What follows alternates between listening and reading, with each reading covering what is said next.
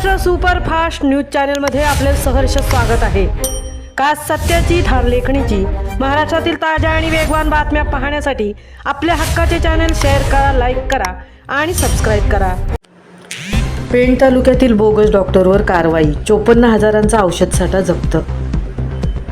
पेण तालुक्यातील LNT सालिंदे colony येथे वैद्यकीय अर्हता नसताना डॉक्टर असल्याचे भासवून रुग्णांची तपासणी करून त्यांना औषधे देणाऱ्या व्यक्तीवर वडखळ पोलिसांनी कारवाई केली।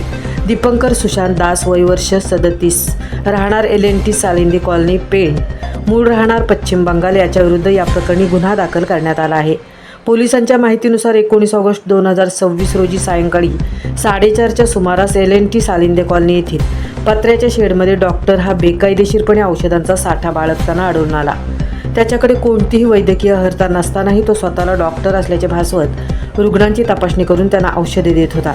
तसेच रुग्णांकडून फीच्या स्वरूपात मोबदला घेत असल्याचे तपासात समोर आले आहे। या कारवाईत पोलिसांनी एकूण 54,614 रुपये किमतीचा औषध साठा जप्त केला आहे।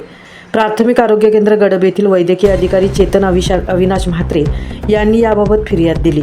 वडखळ पोलीस ठाण्यात गुन्हा दाखल करण्यात आला असून Maharashtra police sub inspector Shrimati Sangle याचा पुढील तपास करत आहेत। दरम्यान रायगड जिल्ह्यासह पेण तालुक्यातील गावोगावी अशाच प्रकारे बोगस डॉक्टरांकडून प्रॅक्टिस सुरू असल्याची चर्चा आहे। त्यामुळे एका कारवाईपुरते न थांबता आरोग्य विभाग आणि प्रशासन अशा बोगस डॉक्टरांचा शोध घेऊन व्यापक कारवाई करावी अशी मागणी नागरिकांनी केली आहे।